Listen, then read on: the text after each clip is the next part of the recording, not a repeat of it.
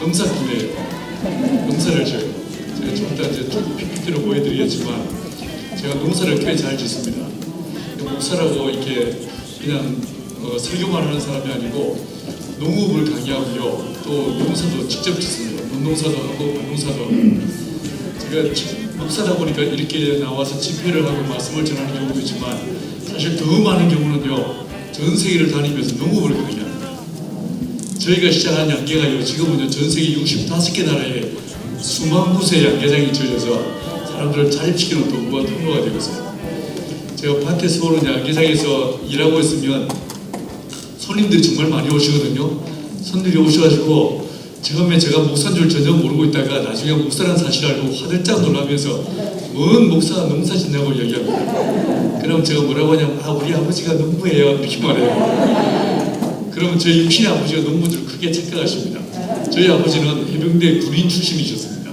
농업과 전혀 무관한 삶을 사셨는데 우리 예수님께서 내 아버지는 농부라고 하셨습니다. 여러분 하나님 그분이 농부셨습니다. 하나님 농부셔서 농사를 짓습니다. 제가 농사만 짓는 게 아니고요. 제가 집도 지어요. 건축을 해요. 제가 작년에만 집을 5채를 지었습니다. 제가 최근에 별짓을 다 하는데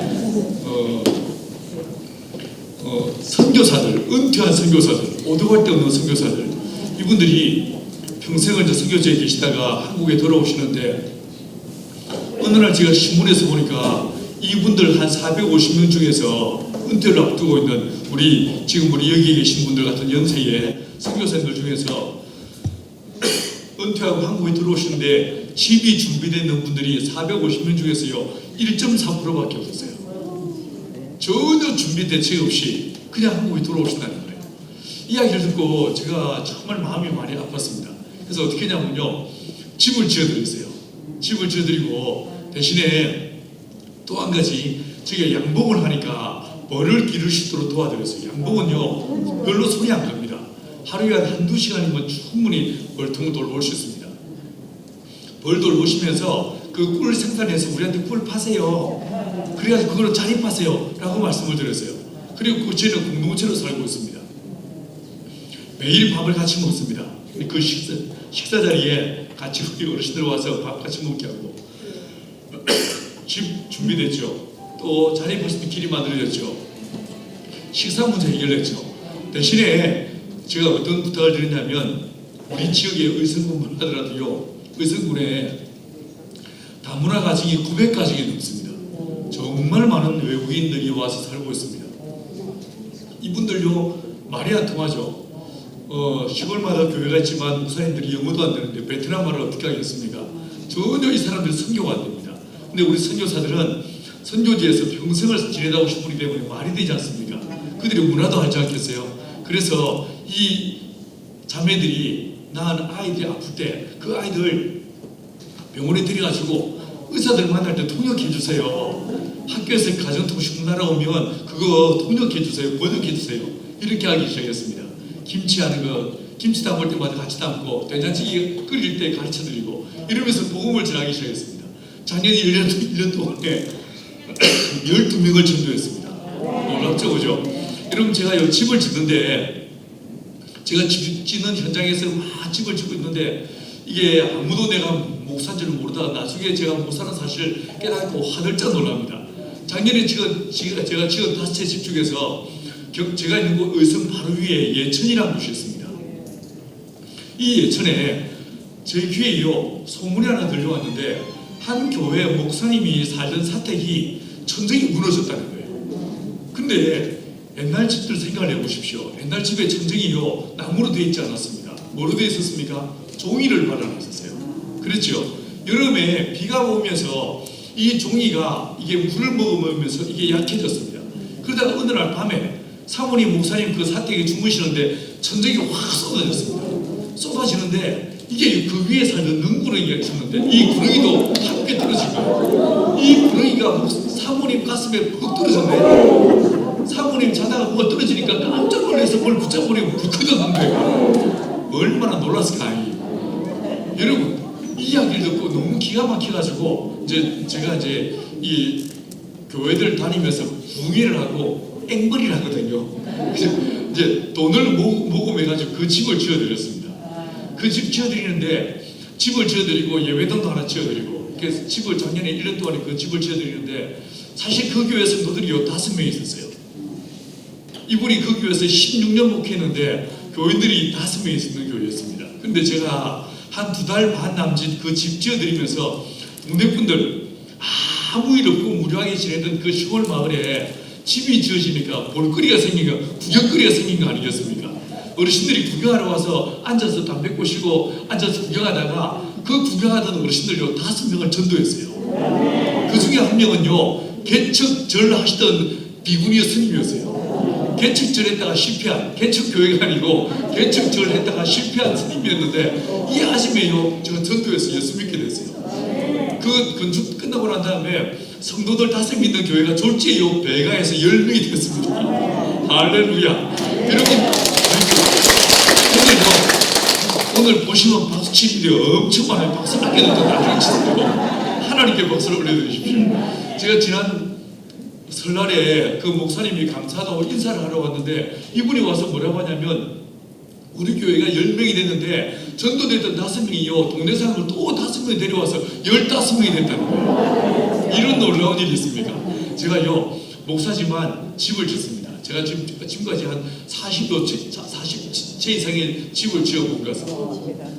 모주머니 차고 이제 목주주택을 짓는데 집 짓고 있으면요 아무도 내가 무슨 줄 모르다가 나중에 깜짝 놀라고 나중에 안 들고 난 다음에 화들짝 놀라면서 뭔 목사가 노가다 뛰냐고 이야기합니다. 그럼 제가 그렇게 말합니다. 아 우리 형님이 목사예요 이렇게 말해요. 여러분 제 위에요 형이 있는 줄 크게 착각하십니다. 저는 형이 없습니다. 제가 종갓집에 종손으로 태어났는데 제 위로요 누나만 셋을 있을 뿐입니다. 여러분 저는 형이 없습니다. 근데 우리의 마청 되신 예수님 그 우리 이 땅에 왔을 때 직업이 뭐였습니까? 목수셨습니다. 여러분 우리 예수님이 목수여서 저는 집도 짓고요 하나님이 농부셔서 농사도 짓던 좀 희한한 목사입니다. 원래 제가 이렇게 살지는 않았습니다. 원래는요 혹시 아시는지 모르겠는데 온누리교회 있죠? 그 온누리교회 부목사로 있었습니다. 그게 안 보이죠? 근데 그 교회에 있었는데 제가 그 교회에서 보니까 그 교회는요 저 아니라도 일할 인간들이 쎄 몰렸습니다. 그러지 않겠습니까? 제가 그 교회에서 보니까요 제가 그 교회에서 만나는 대부분의 사람들은 여러분들처럼 주중에도 교회 나오는 신실한 사람들 이런 분들 만나면 제가 어떻게 하겠습니까? 다 속옷이 두 손 하고 안녕하세요 이러면서 점점 여서가는 내 모습 보는데 미치겠습니다. 내가 이러려고 목사 된다 이런 깊은 절망감이 저를 짓눌렀습니다. 주님 여기는 저 아니라도 일할 인간들 쎄 걸렸으니까 저 내보내주십시오. 저 시골 가서 예수 예자도 모르는 동네 들어가서 목사 계급장 떼고 그리고 똑같이 살면서 삶으로 복음을 드리겠습니다. 주여 저를 내보내십시오. 때를 쓰고 때를 쓰다가 드디어 주님이 하산 명령을 내리십니다. 여러분 제가 오늘 위해 사직했습니다. 지금은 돌아가셨지만 돌아가신 화영조 목사님이 저를요 붙잡아 앉혀놓고 도대체 무슨 정신이냐 현대 선교는 도시 선교야 사람이 많은 곳에 몫이 좋은 곳에서 교회를 개최해도 개최게 하지 먼 농촌 가서 사람도 없는 농촌 가서 뭐 하겠다는 거야. 너 농사 지어봤어? 아닙니다. 땅 있어? 없습니다. 부모님 농사꾼이야? 아닙니다. 아무도 내가 얘라고 말할 수 있는 게 없었습니다. 이분이요 저를 바라보시면서 나중에는 헐 이러시더만 너 날 설득시켜라. 설득시키면 내가 널 내일 보내주마. 설득을 못 시키면 넣어서 국물도 없어 이러셨어요. 제가요 눈을 고개를 들고 목사님을 바라보면서 씩 웃으면서 뭐라고 말씀드리냐면 목사님 제가 목사님을 설득시키면 따라 내려가시겠습니까? 이분이 끌끌 여러분들처럼 크게 웃으시면서 야 내가 졌다 이러십니다. 제가 이름에도요 화영조 목사와 싸워 이긴 사람입니다. 한 목사님이 그날 저를 바라보시면서 내 진짜 기분 좋다. 뭘 도와줄까? 땅을 사줄까? 돈을 줄까? 뭐든지 말만 해 이러시는데 여러분이랑 뭐라고 말하겠습니까? 사실 제 목 끝에서요 딱 사주세요. 이게 목 끝까지 올라왔는데 이걸 빡 눌러버리고요 목사님 제가 목사님 밑에서 진짜 많은 것 배웠습니다. 제 나이가 젊습니다. 제가 맨땅에 헤딩해 보겠습니다. 기도만 해주십시오. 멋지죠? 이게요 멋진 건요 대가를 지불해야 돼요. 제가 이 퇴직금 정산하고 나니까 제 수익이 얼마나 많냐면요 10만 3천 원이 있었어요. 그 돈 들고요 충청북도 보은으로 내려갔습니다. 여러분 저희 이 어투에서 느껴지십니까? 저는 고향이요 경상남도 진주가 고향입니다. 제가 땡요 전라북도 익산이에요. 저 충청도는 아무시나 관계없이요. 그런데 하나님께서 보은으로 가라고 해서 보은으로 내려갔습니다. 가서 농사 짓기 시작했습니다. 여러분 목사라는 사실을 숨기고 땅을 빌려서 농사 짓기 시작했습니다. 아무도 내가 목사인 줄 몰랐습니다. 땅을 빌려 농사 짓고 그리고 나중에는요 제가 그때 34살에 그 일을 시작했는데 서울에서 저한테 말씀 배우는 사람들이 저를 따라 내려오기 시작했습니다. 한 가지 내려왔습니다. 처음에는요 이게 집도 없어가지고 컨테이너 하나 구해가지고 전기도 안 들어서 촛불 켜고 살다가 나중에는요 전세금을 빼가지고 그 전세금으로 집을 짓기 시작했습니다. 이 집을 짓는데 도대체 돈이 없다 보니까 돈이 부족하다 보니까 어떻게 할까 고민하다가 아파트 모델하우스 있죠. 분양 끝나고 나면 철거하지 않습니까? 철거할 때 나오는 폐목들 그 폐목들을요 5톤 트럭으로 4대 분량을 샀습니다. 이걸 다 일일이 못을 뽑았습니다. 우리 예수님 오병이어로 5,000명 먹이기로 한 다음에 부스러기 딱 모으니까 이게 12광전이 가득히 먹어주셨다고 했죠. 여러분 그 못을 뽑고 나니까 나중에요 정부미 마대자루에 그 못을 차곡차곡 모았는데 12마대 가득히 못을 뽑았어요. 그 못 뽑은 나무로 직접 집을 지었습니다.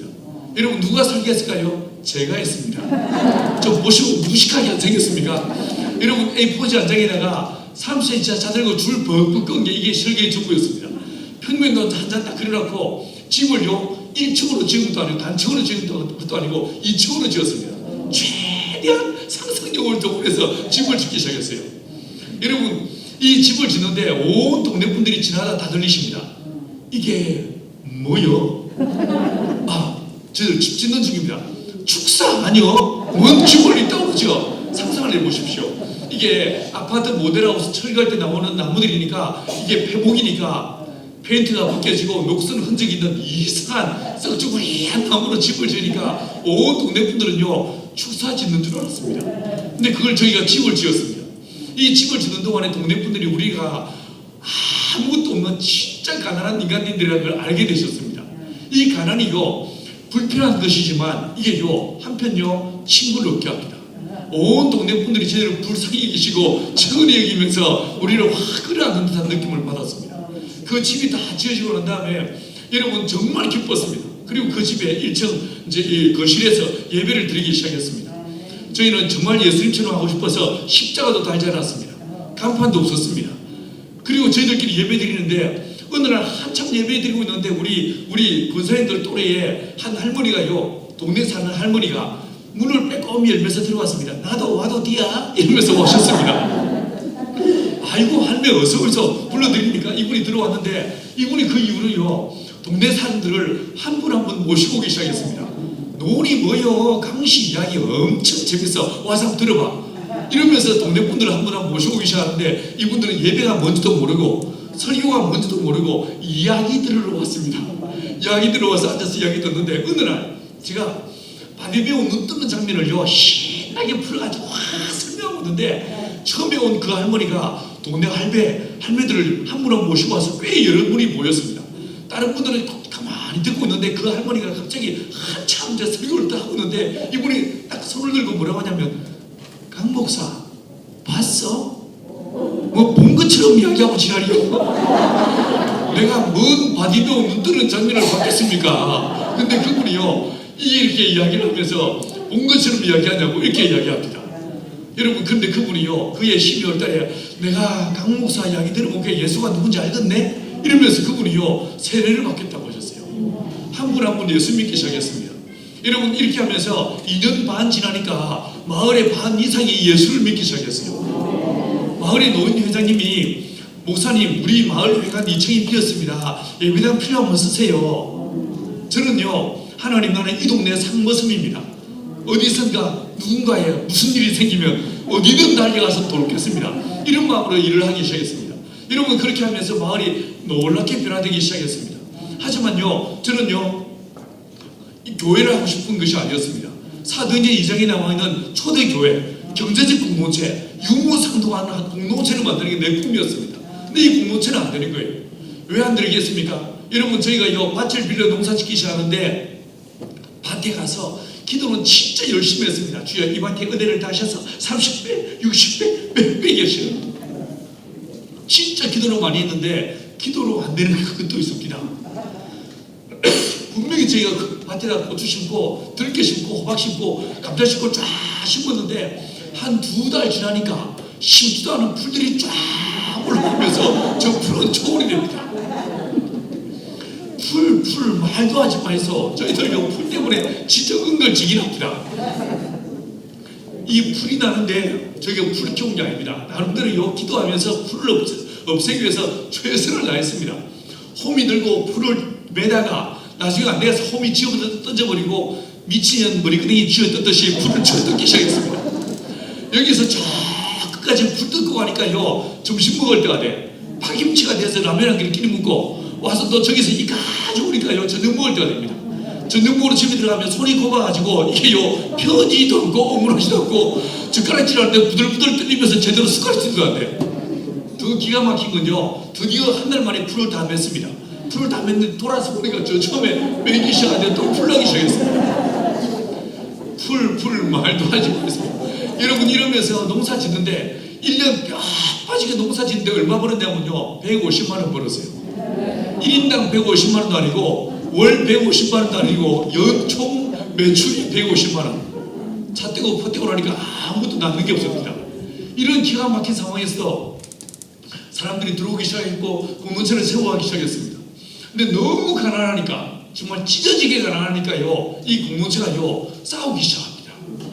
공동체가 두 파로 쪼개졌습니다. 한쪽은 쪽파, 한쪽은 양파. 두 파로 쪼개졌고 저희들 두 파로 쪼개진 다음에 싸우기 시작하는데 양파는 왜 양파냐면 기독교 공동체니까 100% 공유하자. 완전 공유를 주장하는 사람들이 양파.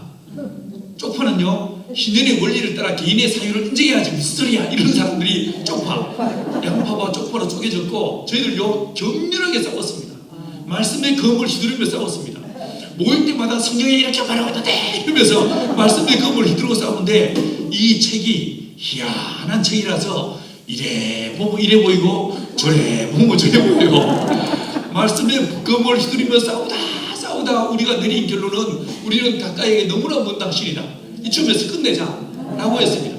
마지막으로 1박 2일로 모여서 싸우고 싸움의 그 경륜의 결론을 따라서 해체하거나 아니면 둘러 쪼개기로 마음먹었습니다. 첫날 아침 먹고 싸웠습니다. 점심 먹고 싸웠습니다. 저녁 먹고요 새벽 1시 반까지 세상 사람들 술 마시면 햇말도 하고 햇말도 한다는데 내가 뭐 예수생이들은 술도 안 마시고 맨정신에 햇말도 하고 햇말도 하고 그날 새벽 1시 반에 우리 내일 모일 필요 없어 내 전세금 돌리다 난리가 났었습니다. 그날 이틀 모이랬으니까 다음날 또 모였습니다. 아침 먹고 또 싸웠습니다. 점심 먹고 또 싸웠습니다. 저희가 그렇게 싸우다면서 무슨 정신인지요 하루 세끼 밥을 같이 먹었어요. 저녁 공동 식사 시간이 6시인데 6시를 넘기고 둥글게 모여 앉아서 삿대기르며 싸우고 있는데 그 싸우던 그 자리에 주의 성령이 임하셨어요. 놀렐루야. 저희는 부흥하다가 성령 받은 게 아닙니다. 저희는 특별한 새벽 기도하다가 성령 받은 것도 아닙니다. 저희는 싸우다가 성령을 받았습니다. 그 싸우던 자리에 삿대지르며 싸우던 자리에 갑자기 주의 성령이 마시면서 모두가 그 자리에 꼬꾸라졌습니다. 통역하며 자국하기 시작했습니다. 제 기억으로 그 성령이 마신 시간이 6시 반이 되기 직전이었습니다. 근데 나중에 정신을 차리고 눈을 떠보니까 밤 12시 반이 넘었습니다. 그 긴 시간 동안 회개케 하셨습니다. 그 회개 가운데 어떤 사람은 방언이 터지고 어떤 사람은 병고침이라고 어떤 사람은 환상을 보았습니다. 하나님의 강한 임재하심 가운데 마지막에요 주님의 3가지를 말씀하십니다. 첫 번째 하시는 말씀이 얘들아 나는 너희의 참 좋은 하나님이다. 내가 너희를 불렀다 라고 말씀하십니다. 여러분 이 공동체요 보나콤이라는 공동체 제가 밖에 나가서 강의할 때마다 하나님이 시작하게 하셨습니다 이렇게 말했죠. 하지만 깊은 내 내면 속에는요 이건 내가 시작했지 이런 마음이 있었어요. 근데 주님 하신 말씀이 아니야 이건 내가 시작해서 내가 알파와 오메가야 라고 말씀하시는 거예요. 여러분 여러분의 인생의 주인이 누구라고 생각하십니까? 여러분의 가정의 주인은 누구라고 생각하십니까? 이 할렐루야 교회의 주인은 누구라고 생각하십니까? 사랑하는 여러분 주님께서는 저에게 찾아오셔서 싸우던 우리 안에 성령이 마시면서 내가 너희의 참 좋은 하나님이야 라고 말씀하셨어요. 하나님의 주권을 강력하게 드러내셨어요. 두 번째로 하시는 말씀이 내가 너희를 안다, 내가 너희를 위로한다 라고 말씀하셨어요. 이게 무슨 말이겠습니까? 저희가 그 4, 5년의 세월을 지나면서 기도하지 않았겠습니까? 주님 도와주세요, 이 일은 꼭 돼야 됩니다, 주여 이 일은 역사하여 주옵소서 기도하지 않았겠습니까? 근데 기도해도 아무 일도 안 일어나. 기적은 그냥 입에 풀지를 못해요. 여러분, 이 절망의 시간을 보내면서 기도에도 응답이 주어지지 않는, 역사도 나타나지 않는 이 시간이 계속되면서 우리 안에 어떤 마음이 들겠습니까? 이게 주님의 뜻이 아닌가? 이게 주님의 길이 아닌가? 내가 음성을 잘못 들었는가? 이런 마음 들지 않았겠습니까? 근데 주님 말씀이 내가 너희를 안다, 내가 너희를 위로한다 라고 말씀하셨어요. 사랑하는 여러분, 이 코로나 시즌에, 아니 여러분의 인생, 기나긴 인생을 살아오시는 동안에 여러분의 삶 가운데 지치고 고나여 정말 기도하고 하나님의 은혜를 구했음에도 불구하고 아무 일도 일어나지 않는 절망의 시간들이 여러분에게 있었습니까? 여러분, 여러분의 눈물을, 여러분의 절망을 하나님 알고 계십니다. 여러분의 고통을 주님 알고 계십니다. 하나님께서 우리에게 찾아오셔서 내가 너희를 안다, 내가 너희를 위로한다 라고 말씀해 주십니다.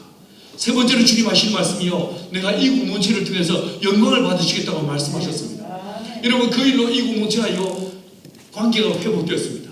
예배가 회복되었습니다. 서로 부둥켜 안고 내가 당신을 미워한 걸 용서해 주십시오. 깊은 회개와 화해가 하나님의 은혜 안에서 일어났습니다. 여러분, 공동체 예배가 회복되었습니다. 근데 그게 끝이 아니었어요. 그 이듬해 저희가 지금도요 땅을 빌려서 농사 짓는 소작농들입니다. 땅을 빌려 농사 짓기 시작했습니다. 여러분, 농법이 달라진 것도 아니고 땅이 달라진 것도 아닙니다. 사람이 달라진 것도 아닙니다. 그대로였습니다. 근데 고추를 심었어요. 고추 심어 보셨습니까? 한 나무에서 붉은 고추를 몇 개나 딸 수 있습니까? 우리 마을 어르신들요 한 나무에서 붉은 고추 3, 40개 정도 딸 수 있습니다. 근데 성령님 하신 그 이듬해 땅을 빌려 농사 짓기 시작한 그 땅에 고추를 심었는데 한 나무에서 붉은 고추를요 350개씩, 550개씩, 700개씩을 땄습니다. 여러분, 콩밭에서, 들깨밭에서, 논에서요 우리가 심은 것마다 말 그대로 기적이 나타났대요. 여러분, 주님은 살아계십니다. 지금도 살아 역사하시는 분이 우리 하나님이십니다. 여러분, 그게 끝이 아니었습니다. 2년 후에, 성령님 하신 2년 후에 마을 주민들하고 공동체 식구들이 하나가 되었습니다. 우리 마을을 한번 바꿔보십시다. 이렇게 일치단결이 일어났습니다. 그리고 계획서를 만들었습니다. 농림부에서 1년에 한 번씩요 녹색 농촌 체험말이라는 걸 공부합니다. 그게 저희가 응모했습니다. 전국에서 1등 상금을요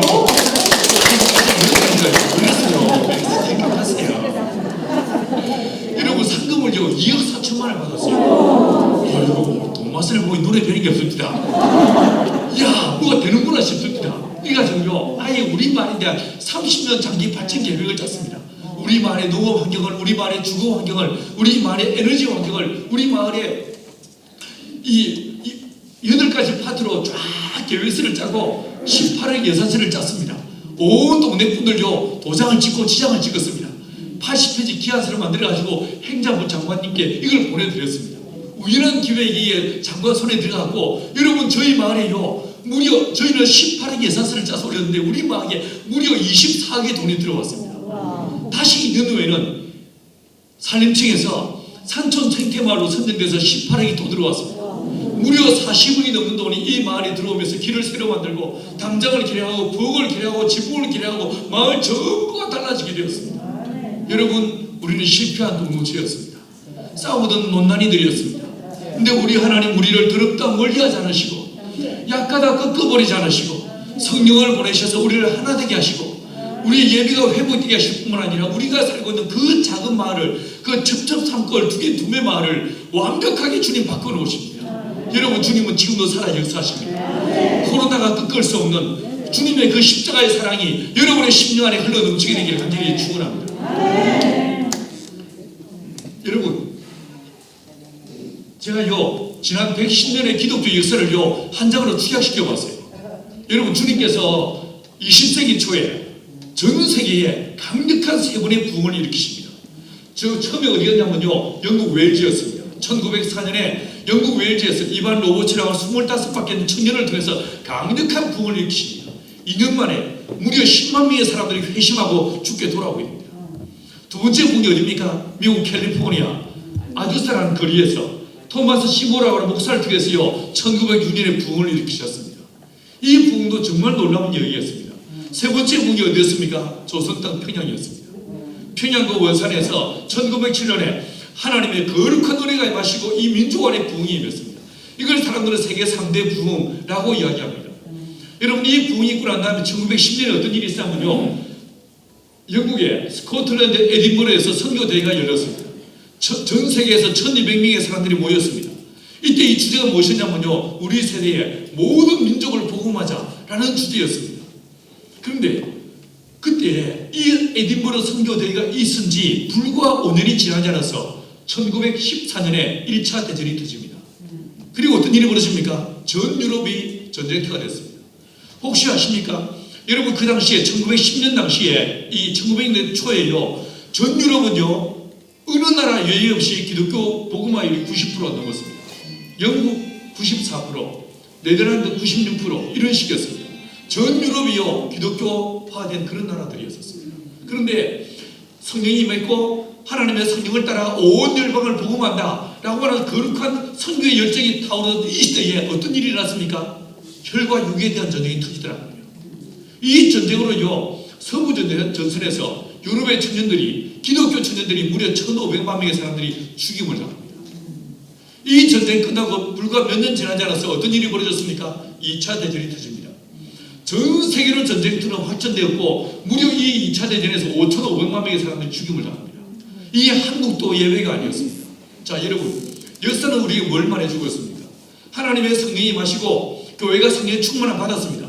받으니까 바로 이 마귀의 세력들이요 어떤 일을 합니까? 혈과 육에 대한 전쟁을 일으키더라고요. 그래서 청년들이 기독교인들이 주님의 나라를 위해서 헌신하지 못하게 수단과 방법을 가리지 않고 그리고 전쟁터에서 수많은 사람들이 목숨을 잃게 만들더라고요. 자 이런 상황에서 하나님은 뭐 하셨을까? 저도 제가 볼 때요 1930년대부터 하나님께서 말씀의 전달과 기도운동을 일으키기 시작합니다. 그리고요 선교단체들을 세우기 시작합니다. SIL, 위클리프, 트랜스월드 라디오, YWAM, OM, 오퍼레이션 월드 이 중에서 한두 개를 들어봤으면 직한 이런 단체들이 있죠. 여러분 선교단체들이 이 시대에 만들어지기 하셔야 됩니다. 그리고 이걸 바탕으로 1970년대 들어왔으면요 선교의 전략들을 제시하기 시작합니다. 여러분 1974년에 1차 로잔대회 때 랄프 윈트라는 사람이 있었습니다. 이 사람이요 미전도 종족 선교 이 말을 처음으로 합니다. 지금은 저와 여러분에게 늘 익숙한 말이 되어버렸지만 이전까지는요 미전도 종족 이런 말 자체가 없었습니다. 근데 이때부터요 미전도 종족 선교 이런 말이 나오기 시작했습니다. 그리고 79년도에 예수영화가 만들어졌습니다. 그리고 2차 로잔대회 1989년에 14시창 들어보셨죠? 1040 윈도우죠. 이 말이 처음으로 나옵니다. 이런 선교의 전략들이 나오기 시작했습니다. 그리고요 1995년에 여호수아 프로젝트라는 게 나왔습니다. 혹시 이게 들어보신 적 있습니까? 이게 뭘까요? 이건요 고아 부모 없는 아이를 한 집안이 입양하면 그 아이를 평생 책임지지 않습니까? 마치 그와 같이 교회들이 미전도 종족을 입양하자. 그리고 그 종족을 교회가 전적으로 책임을 지자. 이게 여호수아 프로젝트였습니다. 아마도 이 할렐루야 교회도 대단한 교회니까 몇 개의 종족을 입양해서 선교하고 있을 줄 알고 있습니다. 여러분 이때에 제가 온누리교회에 있었습니다. 온누리교회가 발빠르게 10개의 종족을 입양했습니다. 그리고 그 이듬해 1년 동안 사람을 훈련시킨 다음에 선교사를 파송하기 시작했습니다. 자 그런데 이 여호수아 프로젝트 미전도 종족을 입양하고 집중적으로 선교하자는 이 전략을 따라서 10년 동안 선교한 다음에 2006년도에요 피니시 더 태스크 팀에서 인구 5만 이상의 unreached, unengaged peoples 그룹을 찾아봤습니다. 이걸 UUPG라고 합니다. 이게 뭘까요? 미전도 종족입니다. 자국으로 된 성경이 없고 교회가 없고 성경을 가르치는 교사가 없고 예수의 영화가 더빙되어 있지 않은 이런 종족을 미전도 종족 다른 말로 UUPG라고 이야기합니다. 여러분 이 인구 5만 이상에서 UUPG 그룹을 찾아보니까 몇 개 나왔습니까? 639개 나왔습니다. 그런데요 2014년도에 가보니까 더 이상 인구 5만에서는 UUPG 그룹이 없습니다. 무슨 말입니까? 복음화가 끝난 거예요. 다 교회가 세워지고 성경이 만들어지고 전도가 일어났다는 거예요. 그래가지고 이 피니시 더 태스크 팀에서 기준을요 인구 2만 5천으로 줄여서 찾아봤어요. 그러니까 몇 개 나옵니까? 145개밖에 없습니다. 이게 무슨 말입니까? 마태복음 24장 14절에서 모든 민족에게 복음이 증거되어야 그제야 끝이 오리니라고 주님 말씀하셨습니다. 우리는 어쩌면요, 향후 길어야 10년 안에 모든 민족에게 복음이 증거되었다라는 소식을 듣게 될지 모릅니다. 무슨 말입니까? 저와 여러분은 조금만의 끝자락에 서 있는 거예요. 라스트 프론티어, 마지막 복음의 전달자로 저와 여러분이 살아가고 있는 거예요. 우리는요, 무엇을 먹을까, 무엇을 마실까, 어떤 가방을 들고 달릴까, 이 따위 고민하며 살 때가 아니라니까요. 뭔 말인지 알겠어요? 진짜 주님 오실 때가 얼마나 안 짧았다는 거예요. 여러분, 제가 길게 잡아서 10년이지요. 이 복음은 급속도로 확산되고 있어요. 다음 페이지 한번 보시겠습니까? AD 30년입니다. 이게 언제겠습니까? 오순절 마가의 다락방 사건이죠. 이 사건부터 해가지고 1900년까지, 다시 말해서 세 번의 부흥이 있기 전까지 전 세계 사람들이 몇 프로 복음화 됐을까? 선교학자들은요 10%라고 말합니다. 이 말을 뒤집어 말하면 전 세계 인구의 10%가 복음화되는데 몇 년 걸렸습니까? 1900년 걸렸습니다. 그런데 그 1900년대에 세 번의 부흥이 있고 난 다음에 이 그래프는 어떻게 됩니까? 하늘을 찌르듯이 위로 솟아오르기 시작합니다. 급속도로 이 복음이요 확산 팽창되기 시작합니다. 얼마나 놀랍게 이 복음이 증거되고 있는지 모릅니다. 자, 이 상황에서 아침 드셨어요? 드시고 오셨어요? 뭐 드셨어요? 우린 주로 밥 먹죠? 그죠? 자, 저는요, 저를 소개하면서 제가 농사꾼이라고 소개했습니다. 여러분, 농사꾼인 제가 봤을 때 전 세계 사람들은요, 밀로 빵을 만들어 먹든지 아니면요, 쌀로 밥을 먹습니다. 맞죠? 어떤 사람은 밥을 먹고 어떤 사람은 빵을 먹습니다. 물론 요즘 한국이 서구화 되면서 점점 빵을 먹는 사람들이 많아지고 있습니다. 하지만 그럼에도 불구하고 오늘 밥심으로 사는 사람들이 저와 여러분들입니다. 맞죠? 자, 그런데 왜 우리는 밥을 먹고 유럽 사람들은 빵을 먹을까요? 이유가 뭘까요? 왜 우리는 쌀농사를 짓는데 유럽 사람들은 밀농사로 빵을 만들어 먹을까요? 제가 농사꾼이다 보니까 이게 궁금했습니다. 이걸 오랫동안, 아주 오랫동안 내가 이걸 연구하고 이걸 공부를 해봤습니다. 먼저 밀과 쌀은 비슷하지만 다릅니다. 어떻게 다르냐면요, 밀은 연작할 수 없는 식물입니다. 연작이 무슨 말입니까? 심은데 또 심는 걸 연작이라고 합니다. 밀은 심은데 또 심으면 키가 크지 않습니다. 두 번째, 수확량이 반밖에 나오지 않습니다. 왜냐면요, 밀의 뿌리에서 다른 식물이 자라지 못하게 만드는 페로몬이 나옵니다. 밀은 언제 수확하는가? 6월 달에 수확합니다. 6월은요, 어느 대륙 예외 없이요, 포근한 기후입니다.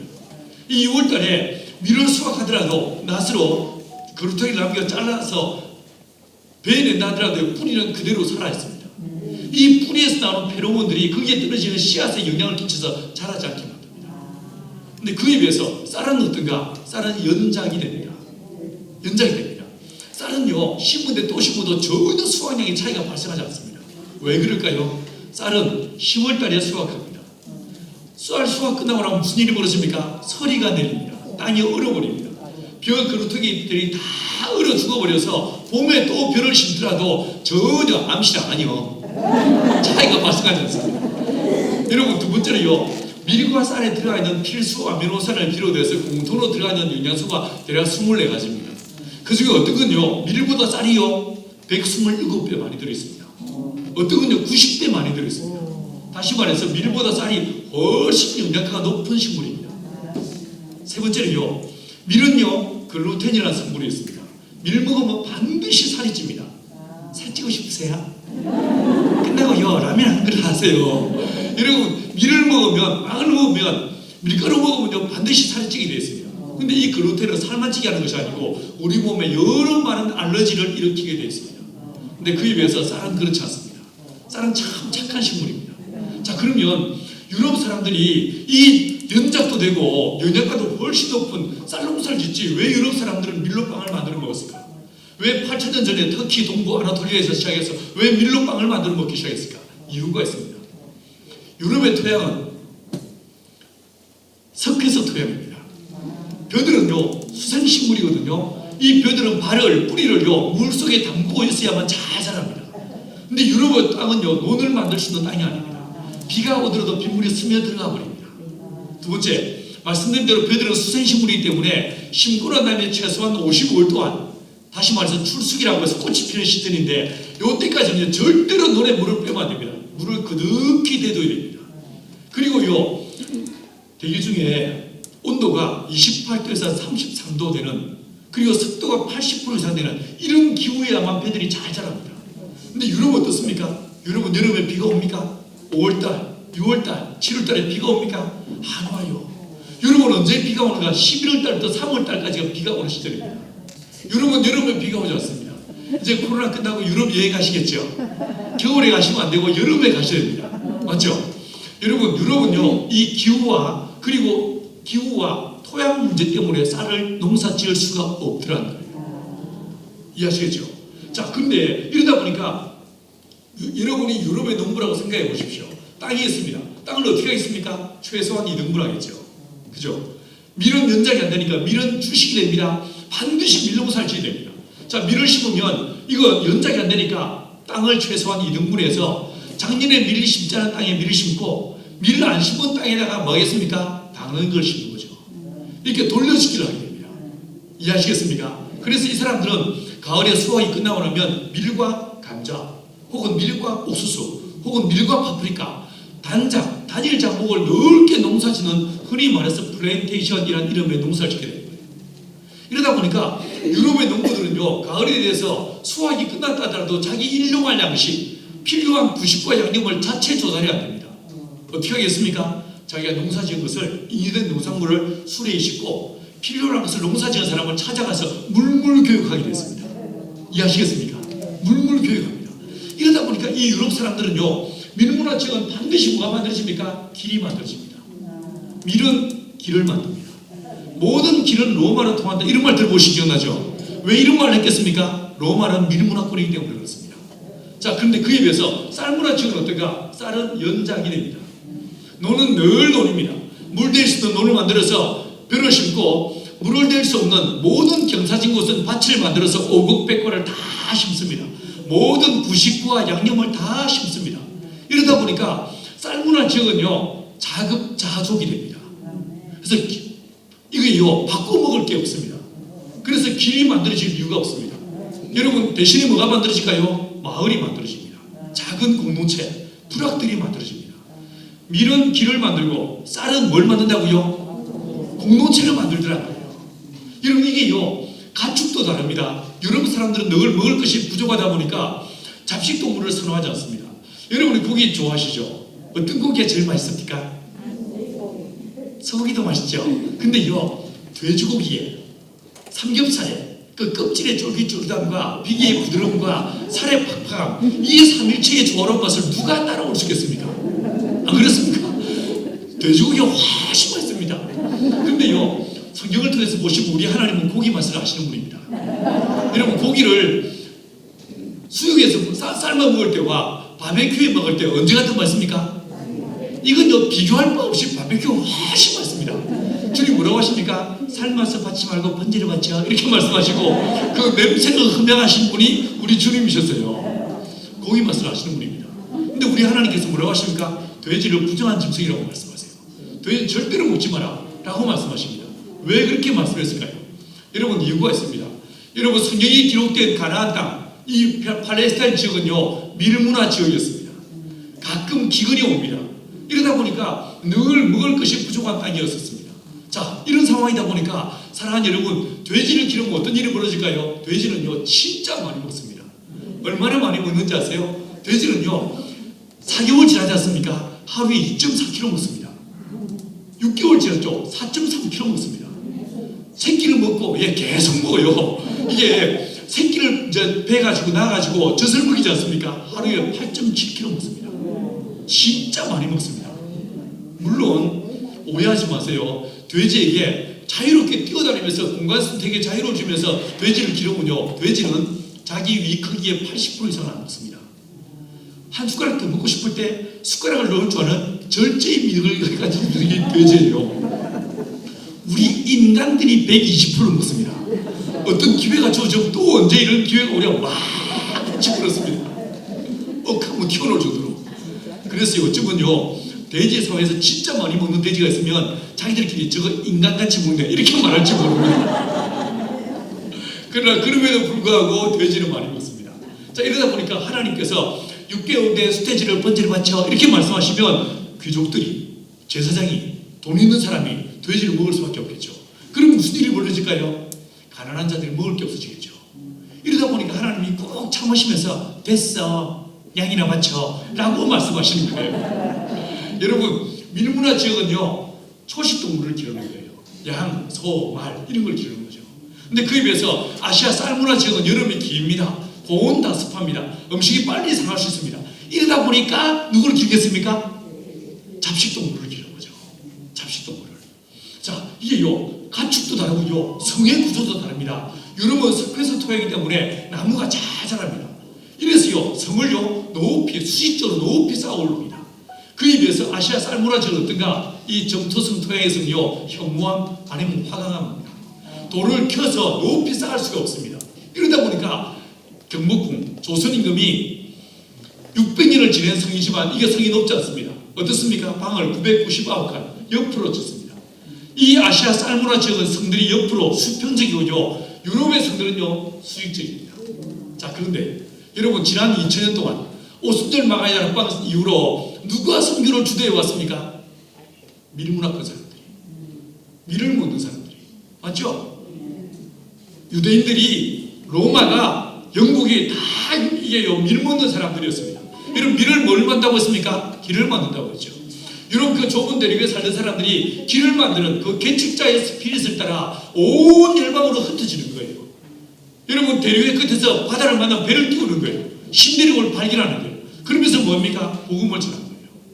여러분 하나님께서 지난 2000년 동안 밀먹는 사람들 이들을 통해서 하나님의 복음이 전달되게 하셨습니다. 그런데 여러분 이 21세기에 접어들어서요 선교의 주도 세력이 바뀌었습니다. 보십시오. 선교서 제일 많이 파송한 나라 어디입니까? 더 이상 미국이 아닙니다. 영국은요 랭킹 순위에도 들지 않습니다. 여러분 누가 제일 선교를 많이 하고 있습니까? 중국이 10만 명이 넘었어요. 두 번째 나라가요 인도입니다. 놀랍죠? 인도는 선교지라고 생각하는데 인도에서 선교사를 파송하고 있습니다. 3위가 미국이었나 4위가 대한민국입니다. 여러분 이 랭킹 순위에서 뭐가 보이십니까? 보시면요 중국도 인도도 한국도 나이지리아도 필리핀도 모두가 뭘 먹는 사람들입니까? 쌀 먹는 사람들이에요. 만약에 지난 300년 전에 앵글리칸들이 미국 땅을 점령하지 않았다 미국은 어땠을까? 제가 볼 때 쌀 먹는 나라였을 거예요. 쌀 먹었을 거예요. 캘리포니아산 쌀 기억하시죠? 여러분 저는요 농사꾼이다 보니까 가는 데마다 흙을 만져봅니다. 냄새를 맡아봅니다. 그리고 입에 넣고 맛을 봅니다. 제가 전 세계를 다니면서 1년에 15개, 16개 나라를 싸돌아다니는데 제가 다녀본 나라 중에 가장 비옥한 토양 어딘지 아십니까? 미국과 캐나다예요. 정말 땅이 좋아요. 자, 아무튼요 중국, 인도, 한국, 나이지리아, 필리핀 다 쌀 먹는 민족이에요. 21세기에 접어들어서 하나님이 선교의 주력 부대를요 바톤 터치하신 거예요. 밀을 먹는 사람, 길을 만들던 사람들에서 이제는요 쌀 먹는 사람, 공동체의 증인, 이 집단의식이 강한 우리가 남이가 라고 말하는 사람들을 통해서 하나님의 선교가 일어나게 하시고 계시다는 거예요. 여러분 이 상황에서 우리 할렐루야 교회가 어떻게 선교해야 됩니까? 여러분 돌이켜보시면요 우리는요 영국 사람들이, 미국 사람들이, 유럽 사람들이 쓴 책 그 선교의 교과 가지고 그대로 답습하고 있습니다. 보십시오. 선교사 모집하죠. 그리고 훈련시킵니다. 내보냅니다. 어떻게 합니까? 그 사람들한테 한 달에 200만 원, 300만 원씩 이런 식으로 우리가 지원합니다. 이런 선교의 방식을 자기 교회 목회자 사례비도 못 주는 진짜 가난한 중국 교회가 어떻게 따라할 수 있겠습니까? 그렇지 않겠습니까? 인도, 차이나, 베트남에 있는, 말레이시아에 있는 진짜 가난한 교회가 목회자 사례비도 제대로 못 주는 교회가 어떤 식으로 선교를 우리처럼 할 수 있겠습니까? 그렇다면 요 21세기의 대한민국, 한국은요 우리가 선교도 잘하는 것도 중요하지만 베트남 교회가, 말레이시아 교회가, 캄보디아 교회가 우리를 보고 아 우리도 저렇게 하면 되겠구나 이런 모델이 되는 교회가 되는 게 중요하지 않겠습니까? 안 그래요? 맞죠? 그죠? 자 그러면 우리가 어떻게 될 것인가? 여러분 이제 넘어갈게요. 제가요 지난 20년 전에 온누리교회 사직하고 나가면서 보원에 내려가면서 내 안에 소망이 있었습니다. 하나님 제가 목사라서 노동을 해본 적이 없지만 내가 주님 집을 직접 만들어 주겠습니다. 내 손으로 집을 지어보겠습니다. 농사를 직접 지어서 농산물들을 자급자족해 보겠습니다. 제가요 에너지도 직접 만들어서 보겠습니다. 그리고 제가 딸기 아빠거든요. 큰애는 딸이고 둘째는 기집애예요. 딸기 아빠인데 주님 이 딸들 내가 학교 안 보내고 홈스쿨링 시키면서 교육에 대해서도 새로운 길을 만들어 보겠습니다. 이런 소망이 있었습니다. 여러분 어느 날 주님이 그 성령이 임하셔서 우리 공동체를 변혁시키신 다음에 어느 날 주님이 저를 찾아오셨습니다. 밭에서 일하고 있는 저를 찾아오신 다음에 저에게 한 가지 말씀을 하셨습니다. 뭐라고 말씀하시냐면 동진아 너 선교사들의 모습이 되어주지 않겠니? 라고 말씀하셨어요. 선교사들의 모습. 이게 무슨 말일까? 한참을 고민하고 고민해보니 선교사들이 만나는 현지인들은 어느 누구 예외 없이 어떤 문제가 있습니까? 식량의 문제가 있습니다. 에너지 문제가 있습니다. 물의 문제가 있죠. 주택의 문제가 있어요. 의식주의 기본적인 문제가 있습니다. 여러분 하나님께서 내게 선교사들의 모습이 되어달라고 하셨어요. 그러면 내가 이 한국의 농촌에서 이 의식주에 대한 제대로 된 모델을 만들어낼 수 있다면 어쩌면 이것은 아시아 아프리카의 진짜 가난한 사람들을 도울 수 있는 길이 될지 모르겠다. 이렇게 마음먹었습니다.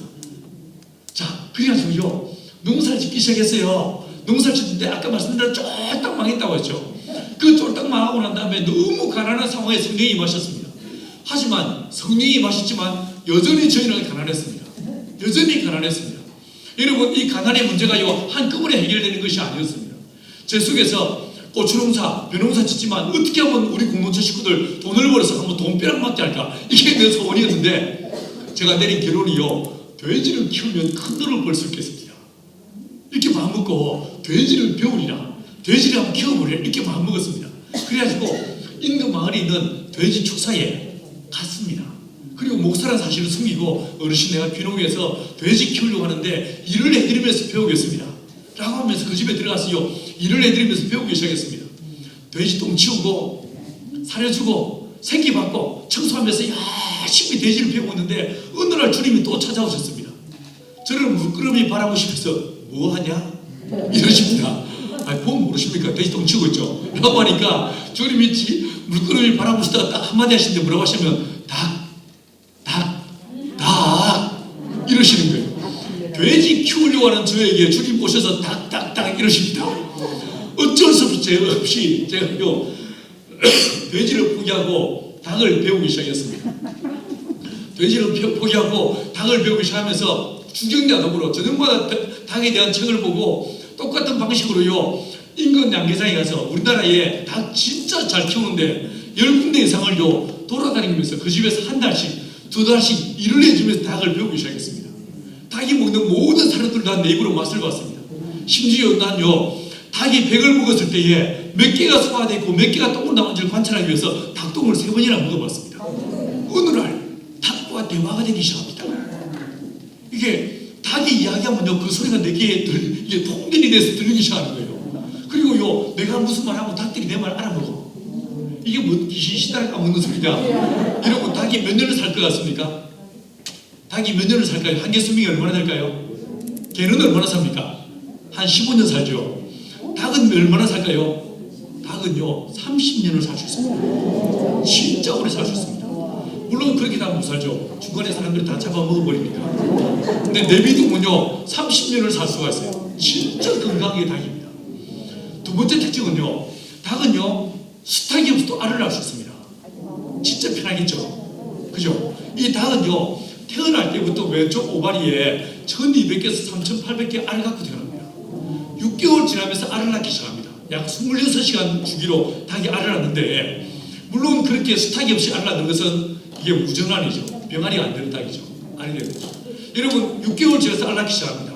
1년 동안요 산란율이 무려 88%에서 96%입니다. 진짜 알을 잘 낳습니다.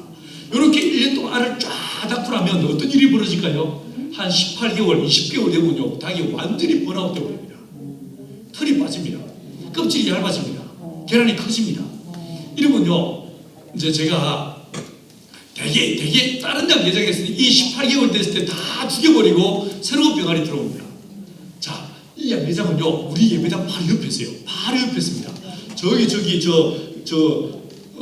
성가대 가운이 있는 곳 정도 그보다 더 가깝게 떨어져 있어요. 새벽 예배 끝나고 제가 양계장에 천천히 걸어갑니다. 걸어가면요 닭들이 양계장에서 오시다 보셔! 이렇게 자기들끼리 이야기하기 시작합니다. 문을 열고는 순간에 닭들이 오빠 어서오세요! 난리가 납니다. 난리가 납니다. 열고 들어가면 닭들이 내 어깨 위에 올라타고 나를 끌어안고 잘 주무셨어요? 보고 싶었어요? 얼마나 격렬하게 저를 환영하는지 모릅니다. 저는요 인기 많은 남자예요. 저는요 아이돌들의 마음을 이해할 수 있어요. 여러분 그렇게 들어가서 저도 그냥 들어가지 않습니다. 우리 천황 예쁜 닭들 잘 잤어요 이러면서 이제 들어가서 밥을 줍니다. 밥을 다 주고 주는 동안에 이 18개월 지나서 완전히 이게 번아웃된 닭들 이 양계장에 가서는요 밥을 주면서 뭐라고 하냐면 얘들아 너희들이 봐도 너희들 상태가 안 좋지? 라고 말하면 닭이 밥을 먹다가 예! 이럽니다. 원래 딴 양계장에서는 이때 다 죽여버린다. 근데 난 너희들과 좀 더 오래 살고 싶어. 그래서 뭐 할 거냐면 금식을 시키려고 해요. 예? 금식이 뭐예요? 이럽니다.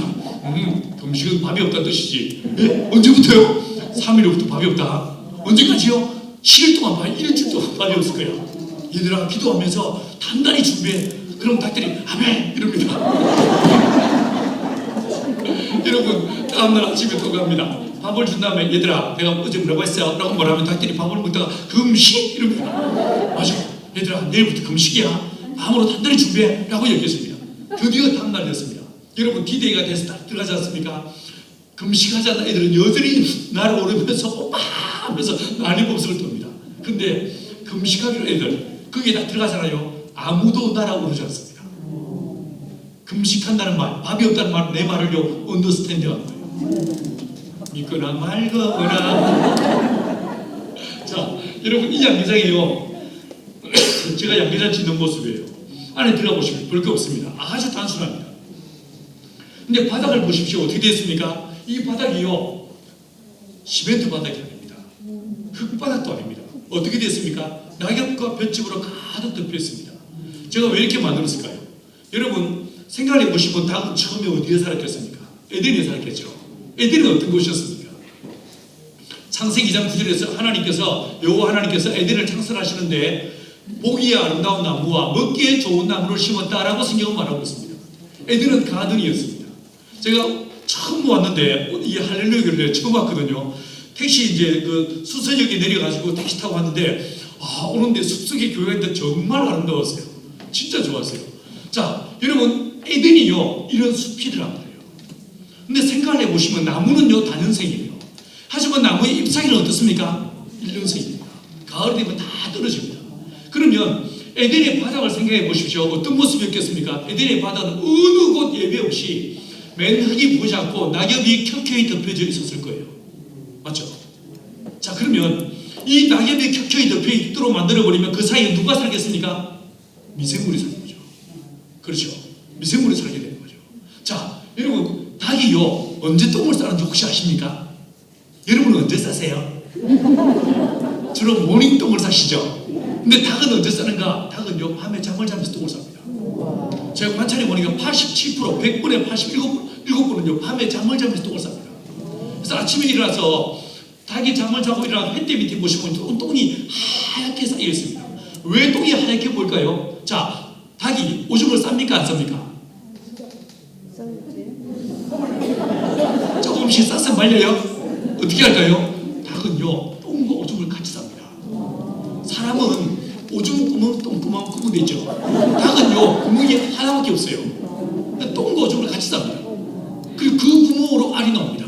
진짜 신기하죠. 여러분 차에 가끔 본네트에 새들이 똥을 딱 싸놨을 때 보시면 흰색이 있고 짙은 갈색이 있지 않습니까? 그 짙은 갈색이 똥이에요. 흰색은 오줌이에요. 이제 똥오줌을 구분하시겠어요? 이게 똥이 하얗게 쌓여있는데 이게요 요렇게 바닥을 만들어 놓으면 2-3시간 지나면 흔적도 없이 똥이 사라져버립니다. 어디로 갔을까요?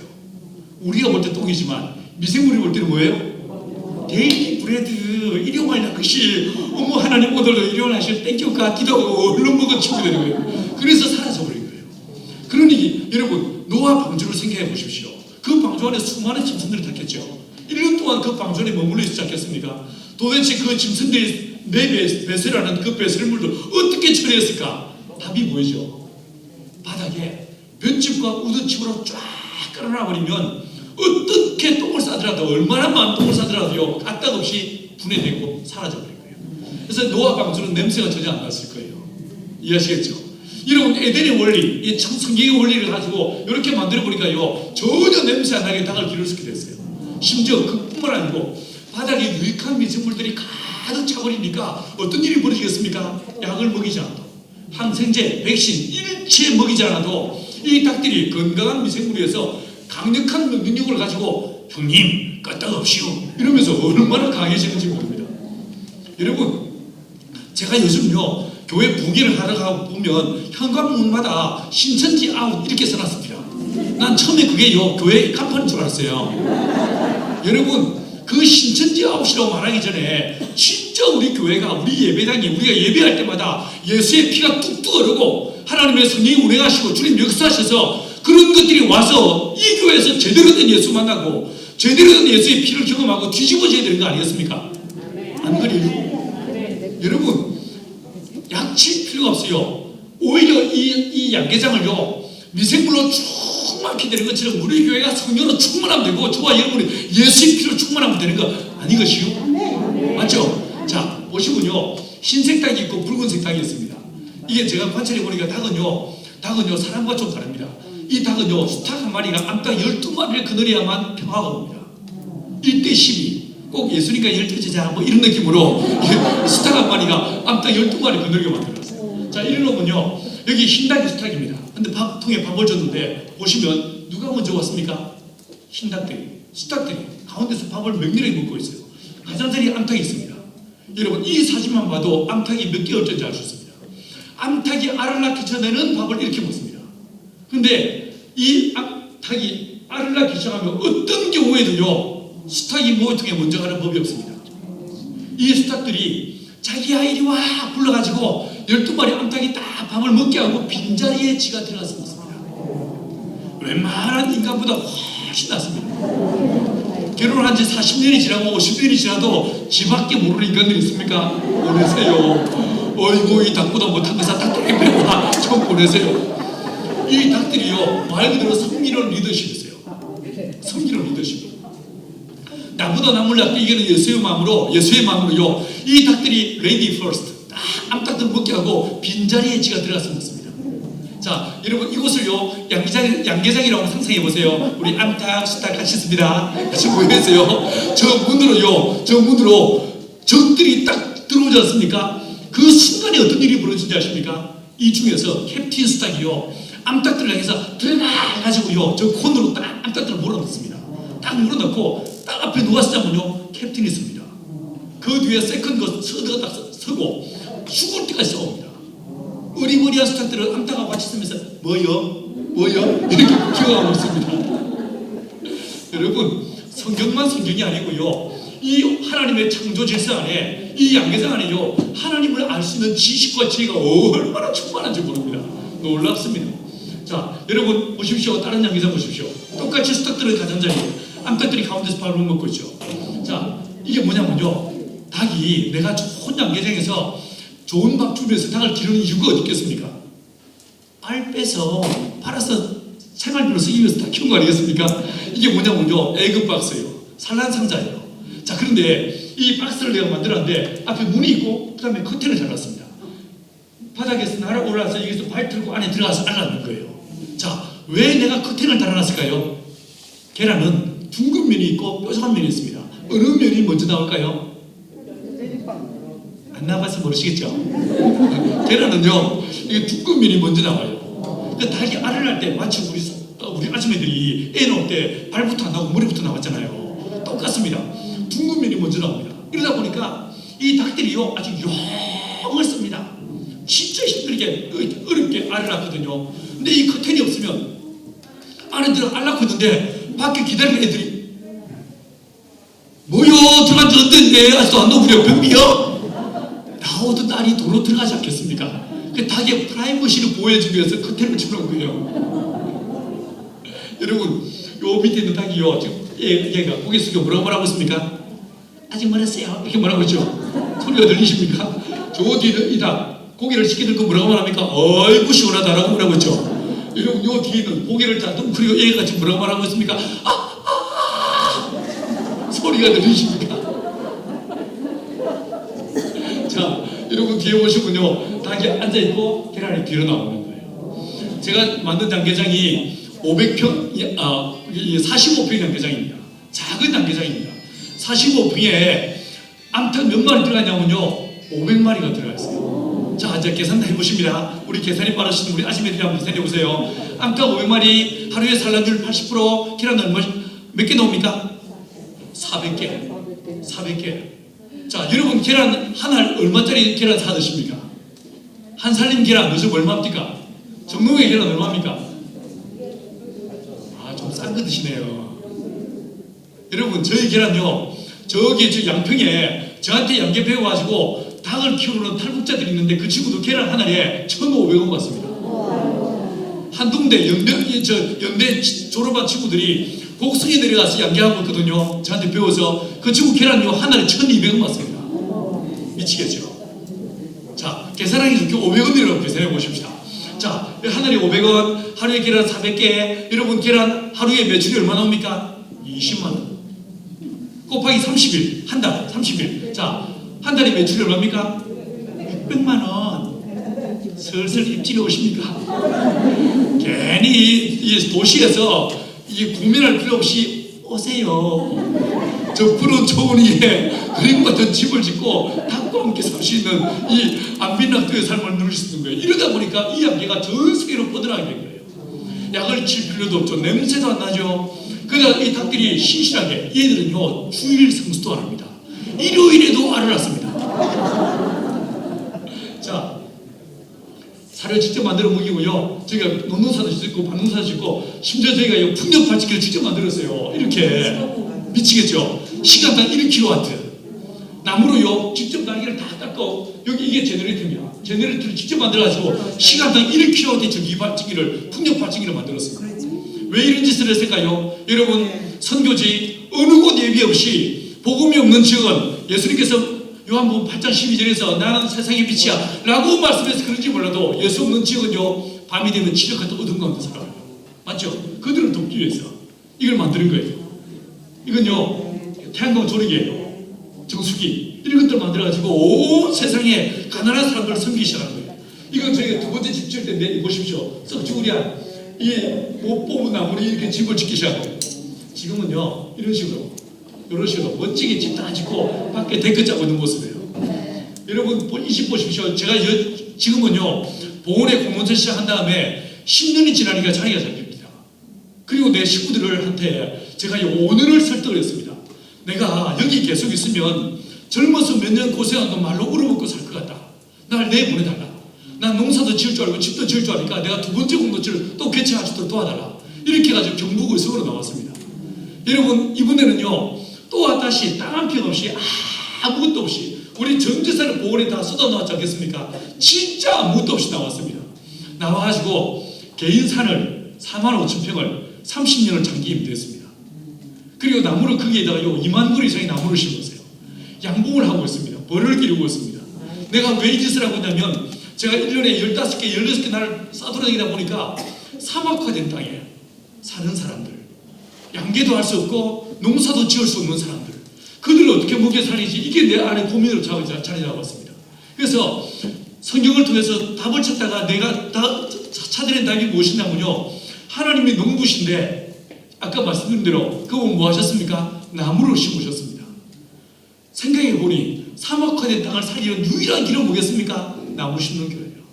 주님, 내가 나무를 직접 짓고 숲을 만들면서 이걸로 한번 세상을 변화시켜 보겠습니다. 이런 마음으로 들어가서 농사를 짓기 시작했습니다. 나무 심고요, 이 벌을 이루는데 저희가요 세상에 없던 꿀을 만들어냈어요. 특허를 벌써 2개나 받았습니다. 어떤 꿀을 만들었냐면요, 인삼 있죠, 산삼 있죠. 인삼, 산삼요, 이건요 우리가 어떤 방식으로 먹더라도 사포닌을 분해시킬 수 있는 효소가 우리 몸에 없습니다. 그래서 10% 이상은 흡수가 안 됩니다. 흡수가 다 배설되어 버립니다. 90% 배설되어 버립니다. 이걸 어떻게 할까 고민하다가 소는 4번 내세김질하는데 제가 공부를 해보니까 벌들은요 80번 내세김질합니다. 7년 된 산삼, 산양삼, 액기스를 추출해가지고 이걸 꿀에 타가지고 벌에게 먹였어요. 벌이요 80번 내세김질했습니다. 그리고 산삼꿀이 만들어졌습니다. 여러분, 이 꿀이 만들어진 다음에 어떤 결과를 나왔냐면 이걸 가지고 버르게 그대로 다시 먹여보니까 원래 일벌들은 45일을 삽니다. 얘들이요, 이 꿀을 열흘 동안 먹였더니만 90일을 살아. 미치겠죠? 이요, 여왕벌은 알라는 애들이지 않습니까? 여왕벌에게 먹였는데 여왕벌의 산란율이요 12%에서 38%가 증가해요. 이런 결과가 나오기 시작했어요. 이걸 특허를 받았어요. 특허를 받아서 산삼꿀을 팔기 시작했어요. 여러분, 왜 내가 이런 짓을 하겠습니까? 한국은 인삼이 있죠. 하지만 아프리카 세네갈에 코트디부아르에는 산삼이 없습니다. 대신에 하나님이 그들에게 주신 약이 되는 허브가 있겠죠. 동일한 메커니즘으로 그 허브를 액기스를 추출해가지고 꿀에 타서 버리게 먹이고 그 약성분이 나오는 꿀을 만든다면 그들이 먹고 살 수 있는 길이 열리지 않겠습니까? 그래서요, 제가 이거 꿀을 연구했어요. 이번에는요, 녹용을 꿀로 만들었어요. 녹용을요. 이 녹용을 꿀로 만들어가지고 했는데 이 녹용에 마치 산삼에 사폰이 있는 것처럼 이 녹용은요, 우르온산이라는 물질이 있어요. 이게요, 녹용 상태에서 이걸 발효시키고 꿀로 만드니까 이게 1000배가 됩니다. 1000배가. 이걸 또 이번에 두 번째 특허를 받았습니다. 이런 걸로 세상에 어떤 꿀들을 만들어내면서 이걸로요, 사람들을 돕고 유익을 한 선한 일을 하는 이런 공무원차들이라고 마음먹고 있습니다. 여러분, 이 사람들이 서 있죠. 요 뒤에 집을 보십시오. 벽지가 세워졌죠. 자, 지붕 올라갔죠. 어떻게 됐습니까? 다 지어졌어요. 이렇게 하는데 얼마나 걸릴까요? 제가 작년에 그 예천에 집 지어주는데 얼마 걸렸다고 했습니까? 2달 반. 예배당과 사태까지 다 두 채 짓는데 2달 반 걸렸다고 했죠. 여러분, 올해 봄에요, 제가 금산에서 목사님 사택 하나 또 지어드렸습니다. 얼마 걸린지 아십니까? 40평짜리 집 6주 만에 지어드렸어요. 6주 만에. 자, 이건요, 아까 말씀드린 은퇴 선교사들, 오도 갈 때 은퇴 선교사들을 위해서 18평짜리 방 2칸짜리. 저는요, 말씀드릴 때 앵벌이 하는 사람이에요. 온 교회 다니면서 집회하고 부흥해가지고 삥 뜯는 거예요. 삥 뜯어가지고 이렇게 집 지어드리고 그 돈 가지고 선교지에 가서요, 양계장 지어드리는 거예요. 할렐루야. 사랑하는 여러분, 이게 저희 시간이 많이 갔으니까 제가 사진만 보여드릴게요.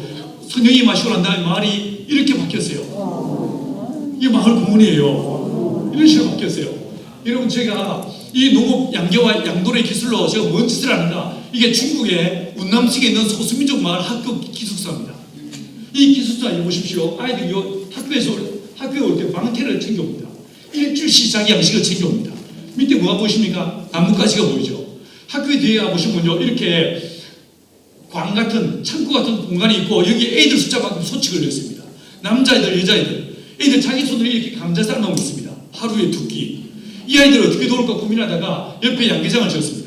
양계장을 짓고 중국 한족 제자들 2명, 이 둘을 여기 내려보냈습니다. 너희들, 내가 부탁이 있다. 절대로 전도하지 마라. 예수 예자도 뿌리지 마라. 대신에 닭을 잘 길러라. 닭 잘 길러가지고 6개월 지나서 알 낳기 시작하면 이 왕통수하고 애들한테 매일 알을 먹이라. 알 먹이고 남은 계란 팔아가지고 너희들 생활 미술고 사례비 쓰라 라고 했습니다. 6개월 지났습니다. 닭이 알 낳기 시작했어요. 근데 이 알을 먹이기 시작했는데 이 왕통수학교 촌놈들이요, 학교에서 집까지 거리가 1시간 반인데 일요일에도 계란 먹으러 학교까지 와. 내가 분명히 전도하지 말라고 했음에도 불구하고 애들이 계속 몰려오니까 이 두 친구가 애들을 모아놓고 옛날에 다윗이라는 사람이 살았어 이야기해 주기 시작했습니다. 여러분, 찬송가도 가르쳤습니다. 어느 날 내가 이 학교를 가니까 요 교장선생님, 청바지 입으신 분이 교장선생님인데, 목사님, 이 두 분 선생님이 너무 훌륭하십니다. 일요일마다 우리 아이들을 모아놓고 세계 위인 전기를 들려주시고 노래도 가르쳐 주십니다. 일요일날 우리 수업이 없으니까 교실 2칸을 내드리겠습니다. 마음껏 쓰십시오. 여러분, 이 교실 2칸 뭐가 됐을까요? 교회가 됐죠. 이 교회 이름이 뭘까요? 양계장으로 세워진 첫 번째 교회, 양일교회. 보세요. 계란 먹을 때까지 와서 화사히 웃고 있는 애들. 여러분, 요즘은요, 닭들이 알바처 성교하는 시대예요. 우리는 뭐 하는지 몰라. 여러분, 제가 중국에 신학교 하면서 중국의 지하교회 지도자들한테 이야기를 가르치는 거예요. 그 결과 이런 식으로 곳곳에 양계장이 지어졌습니다. 중국만요 1,500군데가 넘습니다. 여러분, 이건 라오스입니다. 라오스에 양계장을 지어졌죠. 이 선교사님이요, 닭을 다 셋업해 놓고 저한테 부탁이 왔습니다. 목사님, 닭은 다 마스터했습니다. 돼지 기를 수도 도와주십시오 라고 합니다. 그래서 제가 돼지에 대한 모든 매뉴얼을 드렸습니다. 이분이요 돼지를 기르기 시작했어요. 보십시오. 냄새 나겠습니까? 전혀 냄새 안 나게 돼지를 기를 수 있습니다. 똑같은 메커니즘이에요. 여러분, 이 돼지가 소문을 들었습니다. 닭이 알바처 선교한다는 소문을 들었습니다. 나도 가만히 있을 수 없다. 주여, 나도 이 살들이 오니 내 살을 받으시고 주여, 내가 살바처 그의 나라와 그의 의를 구하는 삶을 살겠습니다. 닭이 알바처 선교하고 돼지가요 삼겹살, 목살 드리면서 그의 나라와 그의 의를 구하는 선교지 삶을 살고 있는 게 요즘 시대예요. 우리는 뭐 하는지 몰라. 여러분, 이 돼지 새끼들 보십시오. 이거 뭐라고 보십니까? 선교사 후보생들, 주여, 내가 열심히 살을 먹고 살을 찌워서 주여, 내가 주의 나라와 의를 위해서 내 살을 드리오니 주여, 나를 받으시옵소서. 선교사 후보생들. 이러다 보니까 제가 전 세계를 다니면서 농업을 강의하고 양계를 가르치는 거예요. 전 세계를 다니면서. 재밌죠? 이게요, 제가 한두 가지만, 이거 뭐냐면요, 선교지 무슬림 지역에서 개종한 그리스도인들, 그들은요 직장생활 못합니다. 집에서 쫓겨납니다. 결혼도 못합니다. 이런 사람들은 목사들은요 뭐하냐면요, 선교사들은 이 사람들 신학교 보냅니다. 집에서 쫓겨나 직장생활도 못하는 이 사람들 목사 만들어봤자 그 인간이 뭔 짓을 할 수 있겠습니까? 여러분, 아까 우리가 공부했죠. 밀은 뭘 만듭니까? 길을 만듭니다. 쌀은 뭘 만들었습니까? 공동체를 만들어버렸죠. 제 생각에는 아예 농업 공동체를 만들자. 무슬림 지역에다가 제가 이거 어떻게 하냐면 5,000수 규모의 5,100마리 정도의 규모의 양계장을 만들어버리자. 자, 만들자라고 전략을 짰습니다. 이게요 대략 초기 투자비가 한 1억 5천만 원 들어갑니다. 13개월 지난 다음에 보니까 월 매출이요 4천만 원 나옵니다. 차량 감가상각비, 회사 감가상각비, 원금 상환하는 거, 이거 비즈니스니까 이걸 다 집어넣고 계산해 보니까 한 달에 총 지출이요 3,200만 원 나옵니다. 이걸 계산해 보니까 순수익이요 825만 원 나와요. 여러분, 중앙아시아, 서부 아프리카 어느 지역 예외 없이요 한 가정이 200불이 됩니다. 200불입니다. 이걸요 4,000불, 이게 400불씩 준다 치더라도 얼마입니까? 이게요 얼마든지 10가정을 자립시킬 수 있는 구조가 만들어집니다. 맞죠? 여러분, 이 구조를 따라서 처음에요 제가 이 카자흐스탄에 모델 팜을 세웠습니다. 1년 동안 데이터를 분석해보자. 닭은 죽지 않는가? 병아리 구하는데 문제는 없는가? 계란은 잘 나오는가? 사료 구하는데 문제는 없는가? 그리고 이 계란 파는데 문제는 없는가? 이걸 쭉 데이터를 분석했습니다. 그런데 이 모델 팜을 세워놓고 닭을 키우고 있는데 이게 알마타거든요. 카자흐스탄 알마타는 겨울에 영하 30도 열어 떨어집니다. 진짜 추운 곳입니다. 그런데도 닭이 알을 낳기 시작하니까 천진들이 구경하러 왔습니다. 그리고 제가 그들한테 가서 다시 양계를 가르쳤습니다. 지금은요 카자흐스탄에만 양계장이 200군데가 넘습니다. 자, 여러분, 이게 아프리카입니다. 이 아프리카의 어느 날 주님께서 이쪽 세네갈에서 에티오피아까지 모든 나라들마다 양계장을 세우라, 이런 명령을 제게 내리셨습니다. 여러분, 제가 2017년도에 다 지었습니다. 다 세웠습니다. 하나님이 이분은 이집트에서 모잠비크까지 요 이렇게 버티컬로 빅토리아 옷을 지나서 이렇게 양계장을 지으라고 명령하십니다. 제가 요즘 그 짓 하고 있습니다. 여러분, 뭐가 보이십니까? 그레이트 크로스. 이 아프리카 기독교인들에서 약탈과 수탈을 당한 이 땅에 예수의 이름으로 다시 십자가를 세우고 이 사람들이 복음으로 일어서서 열방을 섬기는 그 시대를 한번 열어보자. 이게 제 소망이었습니다. 아프리카에요 매년 가서 프로크 아프리카 24개 나라 리더들 모아놓고 양계를 가르치고 동아프리카에서 양계를 가르쳤습니다. 그 결과 이런 식으로 양계장이 곳곳에 지어지기 시작했어요. 곳곳에. 여러분, 이건 어디냐면요 세네갈입니다. 이 세네갈에 2007년도에 제 제자한 사람이 조엘이라는 캐네디언이 들어갔습니다. 들어가서 연락을 했습니다. 목사님, 땅을 샀습니다. 농사짓기 위해 땅을 샀습니다. 땅이 어때? 땅이 완벽한 모래밭입니다. 아니, 좋은 땅을 사지 왜 모래밭을 사구려? 아닙니다. 이 세네갈은 어느 곳 얘기 없이 다 모래밭입니다. 그러면서 제게 뭐라고 하냐면, 목사님이 농사꾼이니까 이 모래밭에서 어떻게 농사 지을 수 있는지 길을 알려주십시오 라고 말합니다. 고구마, 감자. 여러분요, 제가요 조엘한테 뭐라고 하냐, 현재 내가 시킨 대로 할래? 이 친구가 yes sir 라고 말합니다. 자, 그러면 울타리를 쳐라. 양과 염소가 절대로 들어오지 못하도록 울타리를 쳐라 라고 명령을 내렸습니다. 그 다음에 또 이야기해 줄게요. 울타리 쳤습니다. 6, 7개월 지난 다음에 다시 연락이 왔습니다. 목사님, 울타리 다쳤습니다. 그런데 울타리 값이 딴 것보다 더 들어갔습니다. 여러분, 울타리 쳤습니다. 어떻게 바뀐지 아십니까? 10년 만에요. 이렇게 바뀌었어요. 와. 사막에 비가 오지 않아서 농사를 못 짓는다고요? 천만에요. 이사야가 노래한 대로 사막에 샘이 넘쳐흘리다. 이게요, 그냥 시가 아니에요.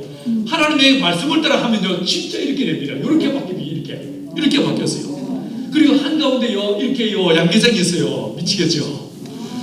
여러분, 사막을요, 숲으로 만들 수 있어요. 사막에 비가 오게 만들 수 있어요.